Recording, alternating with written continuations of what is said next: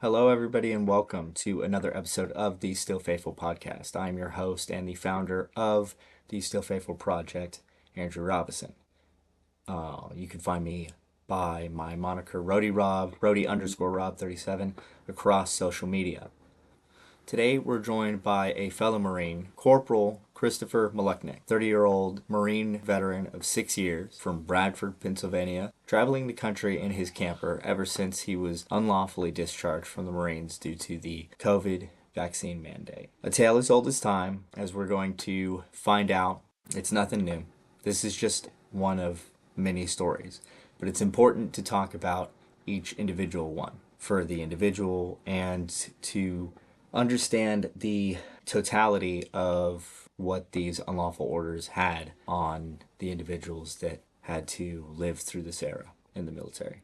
So without any further ado, I'm joined now by Corporal Christopher Maluchnik. And hello, everyone, and welcome to the Still Faithful podcast. I'm your host and the founder of the Still Faithful Project, Andrew Robinson. I'm joined today by Chris Maluchnik, a fellow Marine who was also discharged for vaccine refusal. A little bit about myself. I was born and raised small town Pennsylvania. My grandpa believed that he was in the Air Force for 4 years, and he believed everyone should serve. So it was kind of part of the reason why I ended up joining. And so at the age of 20, I ended up joining the Marine, and I was infantry 0341. Did 4 years out in Hawaii, and then I ended up getting out in 2020, right when COVID started, and then I couldn't find work. So I was like, well, I might as well go back in. So I ended up going back in, and I went back in. I lat moved, so I switched MOSs to in 0411, and then I was stationed in Omaha, Nebraska. I was actually I-9, was sent to train reservist, and then you had a bunch of collateral duties like funerals and toys for tots and everything else like that. But at my job, my second job was a maintenance manager. I did 2 years there. Upon when the COVID vaccine started rolling out, I knew it was going to be a mandatory thing. They kind of like pushed it off they started off as like a voluntary thing, and then I spent a year there, and then they hadn't sent me to school for the first year. So I was like, when are you guys sending me to school? And they're like, oh, we don't know yet, da da da da da. And I already knew my job very well. I did it better than the guy that was school trained.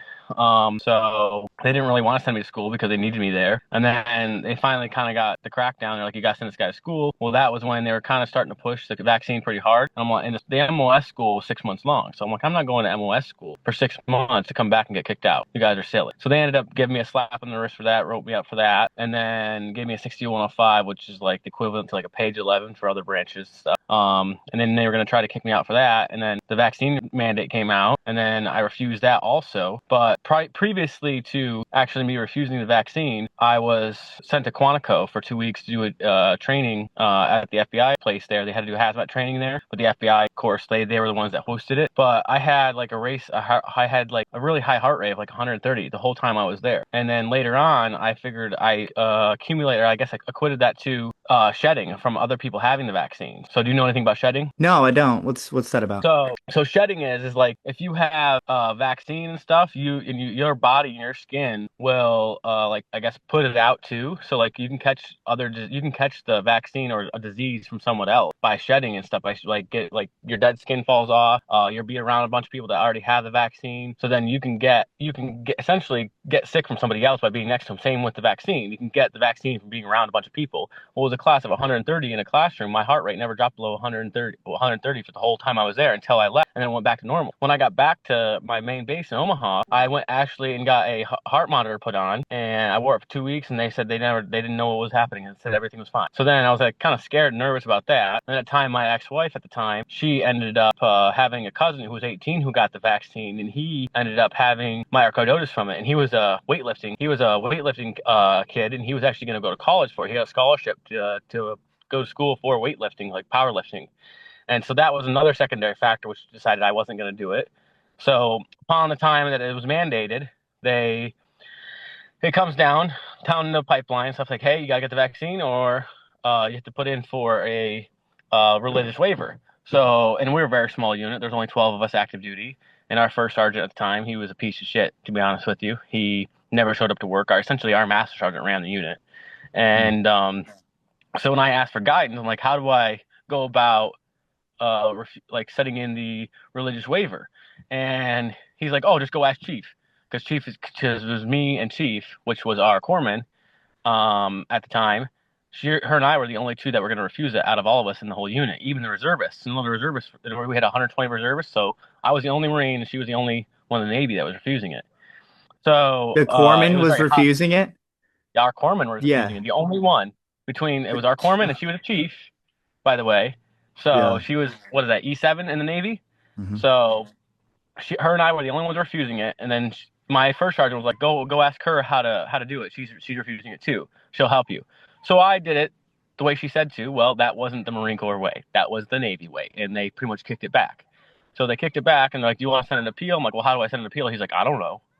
So I'm like, "What do you mean you don't know? If you don't know how to send the appeal in, then how am I going to send the appeal in?" And then they tried bribing me with, um, putting me up for Marine of the Quarter, meritorious, NAMs, all this other bull crap and stuff. And I'm like, I don't really care, dude. Just give me the paperwork. I'll sign it, and you guys can kick me out at this point because obviously you don't know what to do. Nobody really knows the guidance on it. You're not going to help me to begin with. You're never even here to begin with, and that was kind of it. So it was mandated in what November of 2021. And then by April of 2022, I had two 6105s, one for refusing the vaccine, one for refusing to go to MLS school. And then we ended up starting our group and stuff, the 231, a declaration of military accountability that tracks back to the whole Afghan debacle. And then it moves into COVID, and then January 6th and everything else and stuff. There needs to be accountability in these military members and these people that are running our country. Well, then then fast forward to when Trump brings executive order that hey, we're going to put all in, and we're going to put all of our service members back in, and we're going to give them all full back pay, all this other stuff. So when he first sent the the executive order out, I reached out to the colonel locally here. I live in Arizona, so and he was like, "Nope, you're gonna have to send it because I got kicked out for two things. And that's just the fruit of the poisonous tree. So yeah, we got forgiven for the COVID vaccine, but then they're like, oh, you have to take your record to the Board of Military Corrections and appeal it because you also got kicked out for refusing to train and not going to MOS school. So I'm like, I'm not gonna go back to a dog that bit me. In my opinion, like I'm not gonna go through that whole thing. And recently, I know that what is it, who was it? The Navy coming out of the Navy. What was his name? He just Oh, released it 2 days ago. the undersecretary Yeah, the of the Navy. Undersecretary of the Yeah, Navy. Yeah, Hung Kao, I think is how you yeah, say he it. I just might be released butchering that. saying that they have sped up the process and all this other stuff. And I'm like, okay. So then I clicked on the link in his bio, and it says, oh, due to the government shutdown, like things are backlogged and stuff like that. Reinstatements are backlogged. So I'm like, so they haven't even updated their website from when the government was shut down. How long ago? 6 months ago? It was shut down, like at Yeah, the I beginning of saw the your year. post about that. Yeah, I'm like, okay, you guys say you're gonna fast track it, but you can't even update your website. That doesn't even make sense. But then I know we have some guys on the inside. They sent me the correct link for it and stuff. But I think it's very silly that the undersecretary can't even post the correct links when he's making an announcement saying an apology. It just Well, shows stuff the like that, incompetence. I think, is by design. I mean, when you got people like Stephanie Miller, who's a Biden holdover, still in charge Mhm. of readiness and personnel for the DoD or DOW now, what purpose does she serve other than to foment this kind of thing amongst the recruiting agencies, which she is the head of? I mean, we're seeing just on the Marine Corps side, we're seeing the thing with the website. Okay, whatever, they can chalk that up to whatever they want it to be. But we're seeing them cut contact, recruiters cutting contact with potential reinstatees. Hmm. Yeah, after a few emails, completely not getting back to them. We're seeing them reclassify reinstatees as prior service reenlistments. Well, Yep. what happens then? They don't get back pay. They don't get compensation for any of the hardships that they faced, right? Which was a part of the whole deal, right? That Trump Yep. signed, and it makes it easier for them to lie about the numbers. I mean, if it looks like nobody wants to come back anyway, and granted, a lot of people don't. I'm not going back because Not just me. like you said, the dog bit me. Why am I going to go pet it again? Exactly. No, absolutely not. So there is a lot of that. But there's a lot of people trying to get back in, and for them to have one per thousand and then lie about the original number, they still act and operate as if there's only 8,400 people that were kicked out by this. There's way more than that. Not even that. It's Yeah. just you have to look at the numbers of people that were forced retired and uh, that couldn't relist because they have bad records, they have negative paperwork, all that other stuff. And I'll give you an example for Arizona. I called roughly 15 different recruiting offices, and they all told me the same thing. Oh, yeah, we can't help you. There's nothing you can do about that. There's no real guidance on it, stuff like that. Well, finally, I got a hold of a colonel that was over all of Arizona, and he's like, I'll talk to you all day. I don't have to reach numbers. I have nothing to do. And we talked for a good hour or so, and I told him what all of his recruiters were telling me. So hopefully, this colonel that I spoke to, he will actually go to his guys here in Arizona, and he'll be like, hey, don't we send away Marines? Like, this is the guidance. This is what the President Trump said. This is executive order. This is how you're supposed to do it. Give him this website. Give him this information, and we'll be good. And then I ended up getting a hold of someone in our group chat actually. No, thanks to the people that me and you know, was actually the one that gave me the right contact to a master guns that was and a colonel that was actually leading the bring backs for the Marines and was able to actually talk to him. He's the one who told me that I had to take it to the BCRM and go through the board and everything else like that because I wasn't just kicked out for COVID, he said. So I was like, okay, thank you. At least I got an answer. And then Right. that's when I dropped it. I'm like, I'm not gonna go in front of a board of military corrections and plead my case. Like, I wasn't in the wrong. You guys were in the wrong. I was a 4.5 Marine. Like my pros and cons were 4.5, 4.5, and that's very, very, very rare for Marines to get those kind of pros and cons.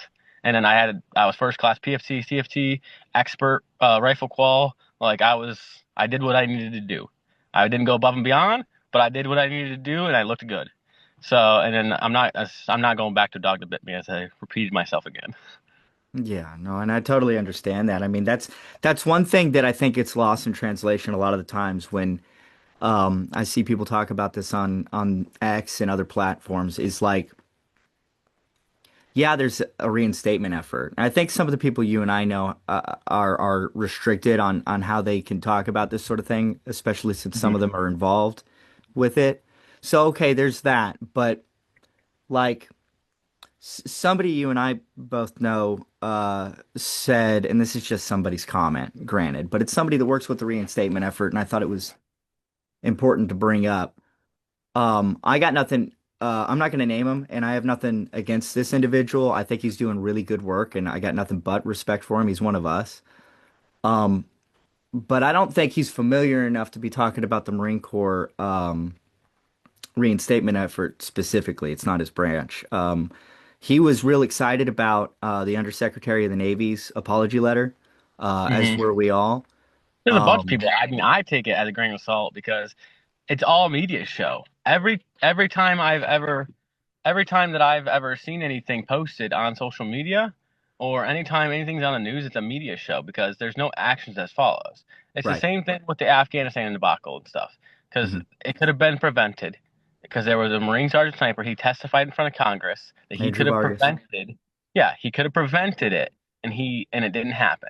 And then even when I was back in 2017, 2018, when all of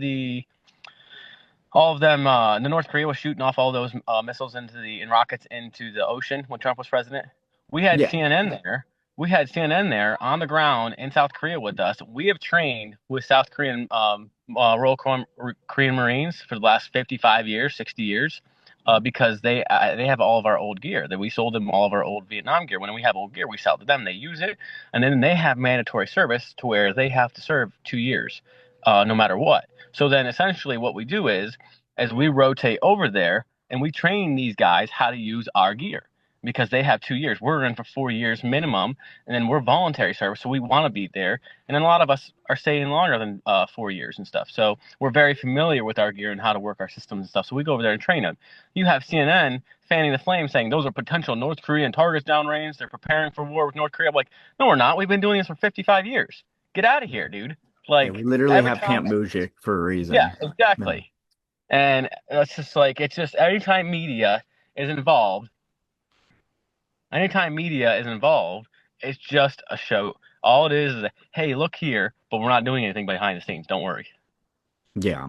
Yeah, always, always. And it's like people on our side almost act as if the victory's already won just by virtue of there being a reinstatement program. You It's know, just that's how it feels, at least from my perspective. I see them talking about it. Not everybody. I'm not Mhm. really focused on any individuals specifically when I say that. It's just this general feel I get that like we've already won. It's like no, we're still not being listened to. I mean, they want this to be the exact same thing as the anthrax. How Mhm. that turned out. The whole anthrax deal. Yeah, the thing is different that this time is it's not a vaccine. It is genetic therapy. So Yeah. what happens is when you get the COVID vaccine, it tells your body to create a spike protein to attack the virus. Well, the thing is that spike protein never turns off, and then that's what causes myocarditis. That's what causes autoimmune disorders, why your body starts attacking itself, and that's why you have all these crazy ass health issues because it's not a vaccine. They just hid it under the facade that it is a vaccine. Yeah. Absolutely. Absolutely. We've known that for a long time now. It's just now becoming mainstream. Um, Now that people are getting hurt and ended up dead. And that body count is set to rise too, unfortunately. I would like to hope that it wouldn't, but of course it's going to. Is there is there anything glaring or specific from your time in service during COVID that you'd like to focus on a little bit more? So I think that a lot of the small units that don't have a lot of oversight, like I-9 units, reserve units that are out in the middle of nowhere, they need to be, and even Hawaii units, they need to be focused on more, and they need to have more oversight because they're allowing these young captains that are 21, 22 years old, and these first sergeants that essentially do whatever they want, and there's no oversight on them. So that was a big failure when it came to the COVID stuff. And on top of that, I think that a lot of these commanders and these people that push the vaccine need to be held accountable too. Yeah, Like, what happened to standing up for what's right and not when you say when you go up and you sign your oath and you hold your hand up and to protect this nation from foreign and domestic, that means using your brain and logic and common sense. But like, hey, maybe I shouldn't take this vaccine. Maybe I shouldn't tell my Marines to take this vaccine. Maybe I should say something about the Afghanistan debacle.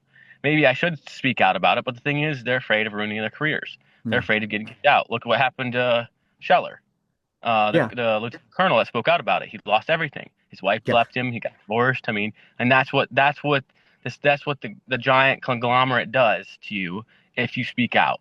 And I yeah. think people need to stop being afraid of losing everything. Yeah, anything but a resignation letter, right? Yep. Like, I understand enlisted's different. I mean, I was enlisted too, but anything but that. Like, I'll never understand it. I'll never understand things like first sergeants calling in Marines under NCIS investigations into their office every day, berating them as if they're already guilty, and then come to find out at the end of that investigation that they weren't. I Yep. don't like what's that in the midst of all the COVID stuff. It's like as soon as that happened, a switch flipped, and now all the regulations. So I was a sergeant when this all started. At the end of the process, I was a corporal. But while I was a sergeant, before the mandates officially came down, I was a UTC, unit training coordinator. I was the schmuck that signed you up for TRS in your unit and made sure that you got Mhm. there on time and stuff like that. But I also had to deal with BCP Marines and the process behind that, and anybody getting kicked out for anything or just EASing and managing their transition into things like TRS and their paperwork mostly. So I had a large workload with these guys because you're only supposed to get 30 per one Marines, but I was the only one for the unit for a Okay. while at least. Um, I had to know some of the regulations. So like when we talk about like the lawlessness, sure, there was a lot of that. But on top of that, there was just every rule and regulation went out the window. It was like a spree to get as many people out as he could for some individuals, for Anyone some first sergeants. anyone who will not follow orders and anyone who's going to question orders is who they wanted out. They wanted the yes mans to stay in. That's all they cared about. They don't want anyone who's going to question anything. They don't want anyone who's going to be like, I don't know about that. They just want people that are like, yes sir, no sir, good to go, and that's all they care about. And then they got rid of us, 20,000 of us. In my opinion, I think it's upwards of 20,000. I think it's closer to 80. But yeah, I mean the number's higher than 8,000. That's for damn sure. That's for damn sure. Um, it's definitely a concerted effort. There's more things involved than just the pettiness of officers or higher enlisted that don't hear the word no enough. Um, you know, when you got people like Stephanie Miller in the position she's in still, I don't understand that. I mean, with her having her relationship with Brennan and Elisa Schlotkin, I mean, when you couple her and her track record with that of the Seditious Six, that whole debacle that happened recently, how more blatant could you be that this is like they purge our military, get rid of anybody that's not a yes man, right? And then they foment. I mean, who's left? Who's left? Yep. All the And then retards that took the jab, well, and on right? top of that, you have to look at all the issues that they're hiding when it comes to pilots and everyone that's having health issues and stuff. Hmm. And on top of that, most of our senior leadership has never been to war. I mean, when I went because I was in an infantry unit, and then I went to a non-infantry unit, and I mean, I was only 4 years in an infantry unit, and I never been to war. I never seen anything, but I did deployments and stuff. And I mean, I had, I think, believe 8 ribbons when I got out, and when I went into the non-infantry unit, there was guys that were in, there were staff sergeants, gunnies that only had 2, 3 ribbons. Like they've done nothing. And now they're a staff sergeant and they're a gunny and they've done absolutely nothing. So you have people who are leading people to go to war that have never been to war. So that's a big issue. And I mean, granted, I don't want to see war. I think most of our wars were caused and started, and we were the reason that we started them. And I think a lot of them were fake, and we shouldn't have done them. But the thing is if you want to train people the correct way, you have to incentivize these people that were in Afghanistan, in Iraq, and all that other stuff to stay in to train the next set of warfighters. But they don't, because we had guys that were 16-year sergeants and stuff because of the height and weight requirements and stuff. But Yeah. they could still run. They could still do their pull-ups. They could still do their push-ups. They could still do their crunches. They could still do everything that they need to. But according to the Marine Corps standards, you're fat. Oh, for sure. Yeah, yeah. And that was one of the reasons I brought up the BCP program because, yeah, we know and there's flaws to it, but I just remember vividly during COVID that like you have a strike system, so to speak, right? Because there is such a thing as being big boned. I knew a couple of Marines that, it was just real hard for them to keep the weight off. Now, that doesn't excuse being fat in the military. However, like there is a strike system based on regulation for BCP, right? Like you got the first time offenders, you have them run around and you do exercises with them, and maybe they're good to go and they integrate back in with the unit and it's fine. After the second time, you can start developing paperwork to have them separated. But during COVID, it didn't matter. The first time's the charm. Bye. You could have an outstanding Marine in every other category, but Yep. he's a little shorter and it shows Yep. and you're off to the wayside. I don't think that's right either. Like, you Well, then know, you also have like people that have been in that are four, fifth, sixth generations and stuff, and they're yeah. telling their kids don't join now. So now you have Mhm. that. And granted, they say the numbers are good, that the numbers are up, and it's all-time people enlisting and stuff. But I know for a fact under the Biden administration that they were 60 to 90,000 under personnel. They had 17 different ships in San Diego alone that were docked because, and they weren't major ships, they were support ships that were docked because they didn't have personnel to run them. Mhm. Yeah, exactly. And now everything's fine. Now they want you to think everything's fine. Yep. So they say, but you can't believe anything you see on the news anymore because it's all it is look at me over here, look at what I'm doing over here to hide from the real truth and the real fact of what's going on. Yeah, I want absolutely. if I what I would consider a win is close this off because I got to get going here. What I would Yeah, for consider sure. a win in my book is a complete stand down of all branches and a full medical evaluation of every single service member. That's EKGs, heart, blood work, everything from a third party outside the military. Because I think that there's I don't know if you've noticed this, but there seems to be an uptick in a lot of crashes and stuff when it comes to planes and pilots and stuff like that. And I think that there is a relation to that and COVID vaccine. I, I, it would not surprise me at all. I think you're probably spot on with that one. I mean, on top of whatever DEI stuff was happening with Stephanie Miller and the damage she did already prior to all of this, I mean, Yep. yeah, I mean that's just a winning combo right there. Heart failure and unqualified personnel. Yep. I mean, no wonder it's happening. Well, I know you said you got to get ready to go. Before I let you go, is there, well, I guess, you were involved in this pretty early on. I admit I got involved a little later, after getting kicked out. What, um, what have you been through so far, if you could, or like what advice could you give anybody else that's in similar situations? Or, um, there's some individuals right now that are at risk of getting kicked out right now for the flu vaccine, Mhm. oddly enough. I mean, what kind of advice would you give those newcomers to this kind of thing? So one thing that I've learned, and especially being in the military, I got out, I did 4 years, and then I went back in 8 months later. Mhm. There's always a way to get what you want. You just have to figure out how to do it. There's always a way. And I know actually I'll send you the form. I don't have it on hand right now, but there's a form that was actually released in 2019 to be able to fill out and not have to do vaccines for religious purposes or whatever.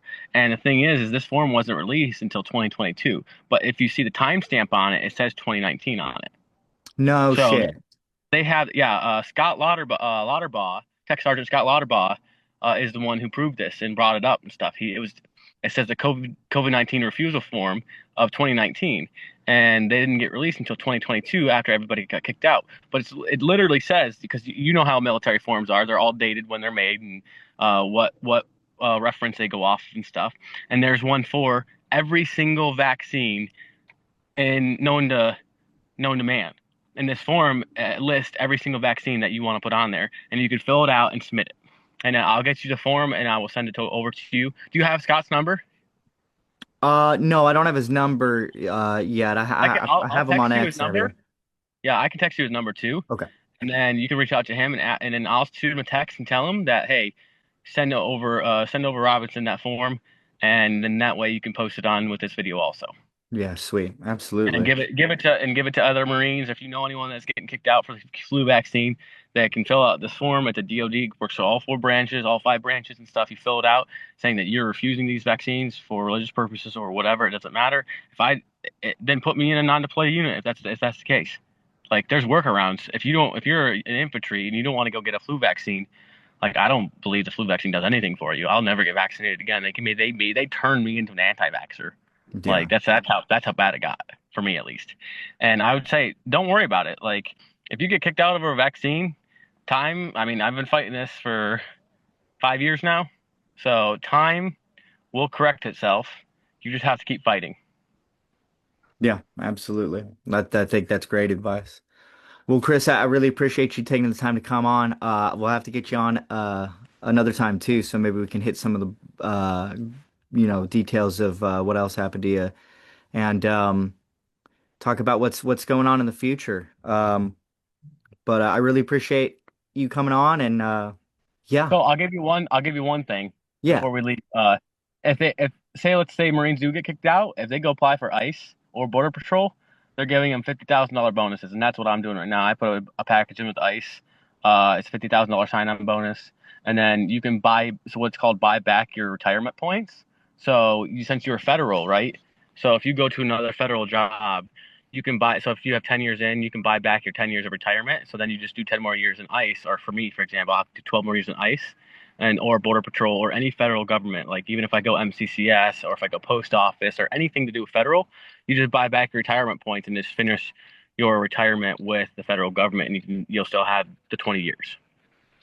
Fantastic. I wasn't aware of that. I think that's a great program and a good incentive to get these Yep. guys back in some sort of position of service because that's obviously where all of us belong in some Yeah, form or fashion. I can send you the notice that the VA, the Veterans Affairs Administrator, put out. They said, I mean, I put my application in last week. We'll see how long. He says, if you're a veteran, and I'm more than 30% disabled, so if you're a veteran and you apply to ICE, you should hear back within 2.5 weeks. Well, that doesn't surprise me at all either because I hear that they have some personnel issues. So the more the merrier, as far as I'm concerned. Like I said, we'll see. I applied last week. We'll see how long it takes. Yeah, well, I got my fingers crossed for you. I think that'd be a great opportunity for you, and you got me thinking about it now too. Yeah, man. I But mean, put it in. Worst case scenario, they don't call. yeah, exactly. What's the worst that can happen? Well, Chris, I really appreciate you taking the time to do this, and thanks again. Yep. Have a good one, man. Thanks. Bye. You too. Bye. All right, that was our interview with a buddy of mine that I actually met through the internet through doing this.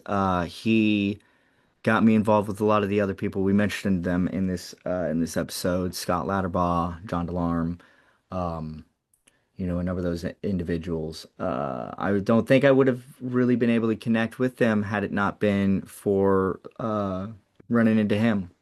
And I'm glad to hear that he's considering a career in ICE or other law enforcement. I think that'd be really great. He's a living example of the real life people that had to live through this.